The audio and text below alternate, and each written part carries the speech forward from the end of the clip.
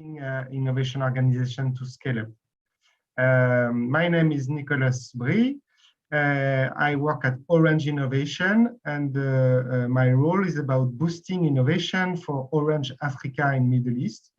Basically, it's about helping, supporting the community of 20 innovation managers that we have in Africa and Middle East, in the 20 countries where we operate, helping those guys to upskills in innovation management, to build their innovation organization, and to unearth innovation projects that can be, once they are success at the country level, that can be replicated over the region.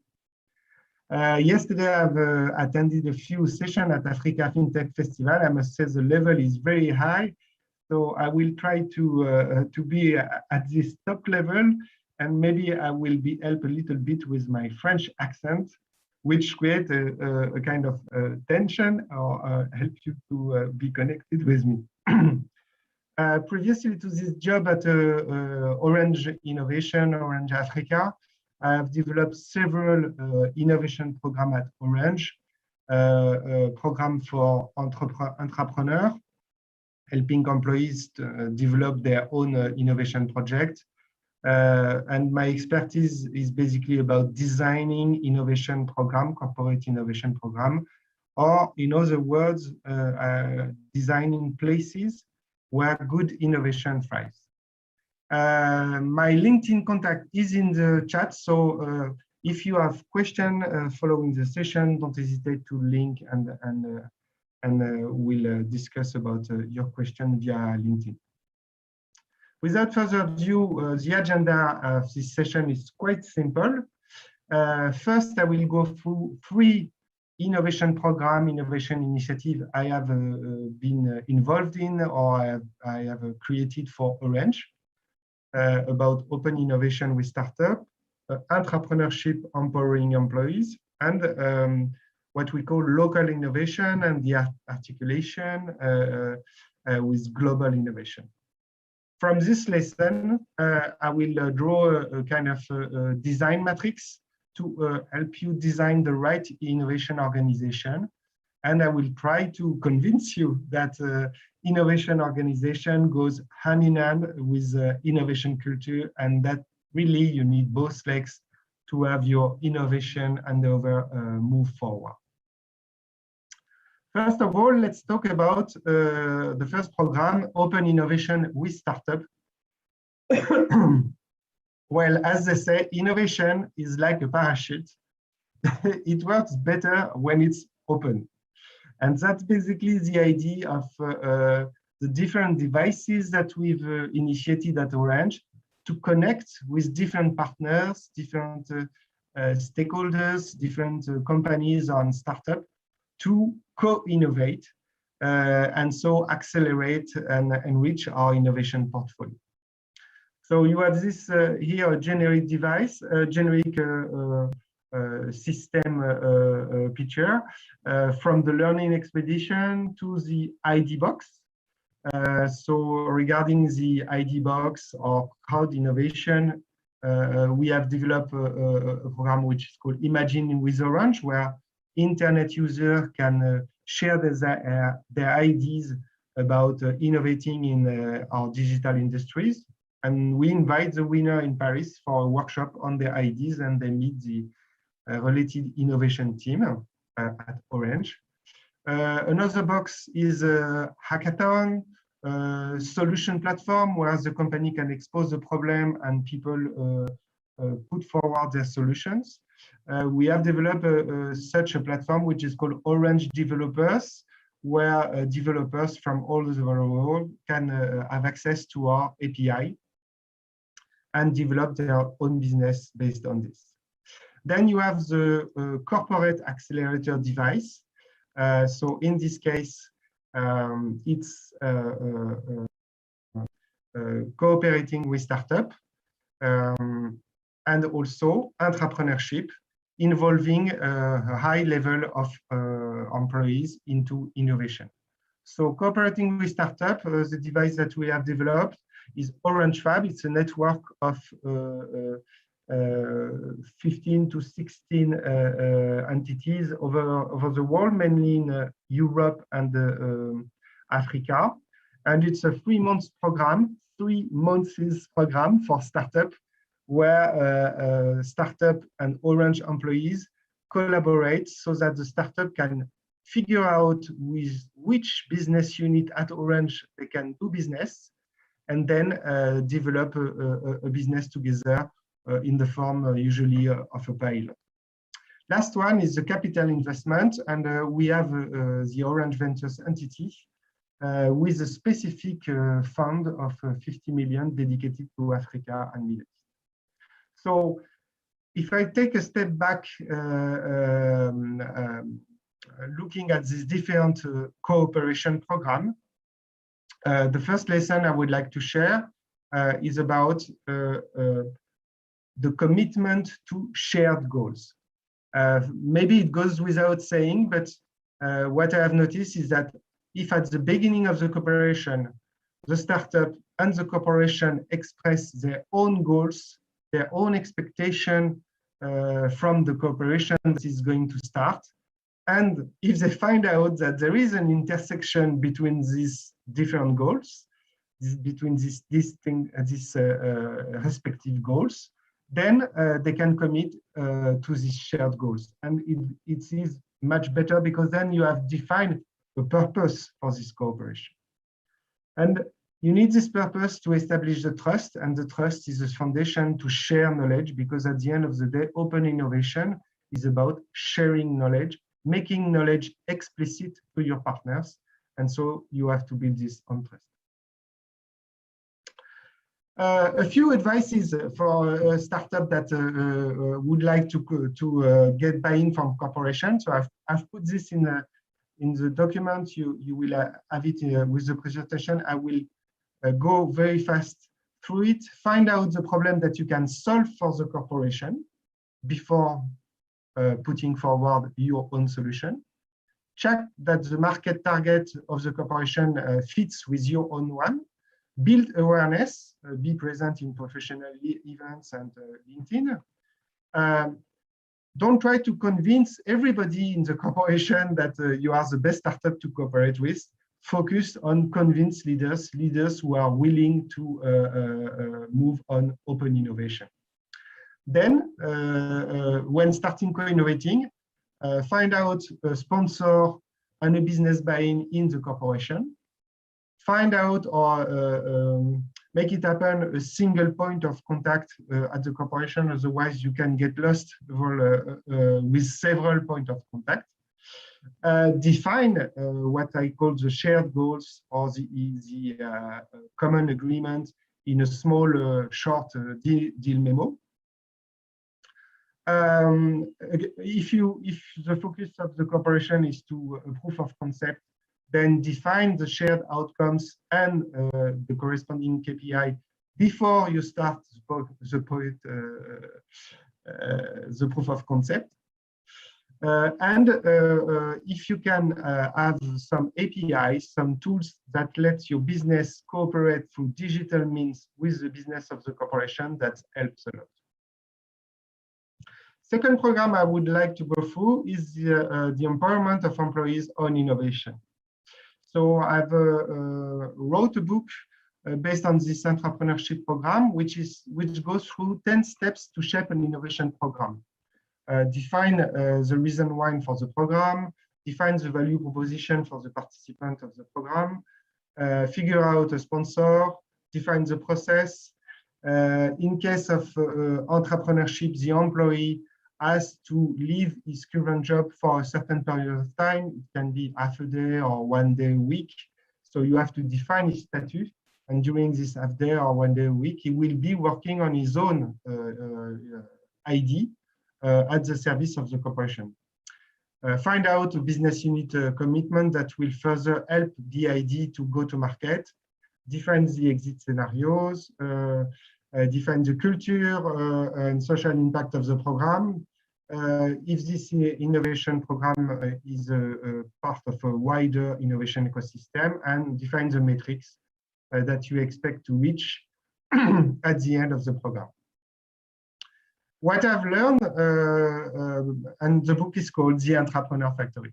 What I've learned from this, and it works for entrepreneurship as well as for any innovative innovation initiative, is really that you have to cross this bottom-up initiative with top-down support. And what I mean by top-down support is really to get, is really about involving upstream the sponsor and the business unit to secure the downstream achievement, the downstream landing of your innovation project. If you do that too late in the process, then you have already advanced a lot of things on your innovation project, and maybe it's too late to adapt it to the sponsor and business unit expectation. So, last program I would like to point out is what we do with Orange in Africa. So we have set up this local innovation program to be more agile and more relevant, sticking to local specificities of our users, to local specificities of our market, and execute quickly. So we leverage the innovation ecosystem. We also leverage the Orange business unit locally and employees' IDs locally. We move forward adopting a lean innovation process. That is to say, we test the service, we test the ID, we learn, and we iterate in short cycles. And we articulate local with global savvy innovation.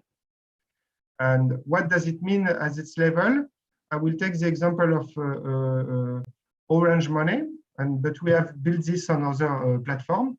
So for the 20 countries of Orange in Africa, we have developed and put in service an Orange Money platform to handle the mobile money business. But each affiliate is able to develop its own features on top of this platform using the API of this platform.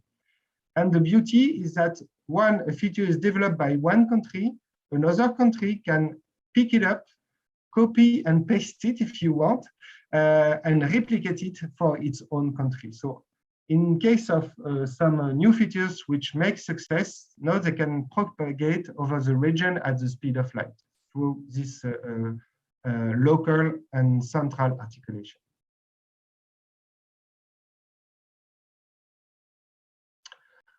So I will go through this. We have defined for this program a specific process in 2 steps. The first one is to collect and explore IDs potential for each country where we operate. And the second step is really about testing these IDs before developing any product and conducting what we call short experiments.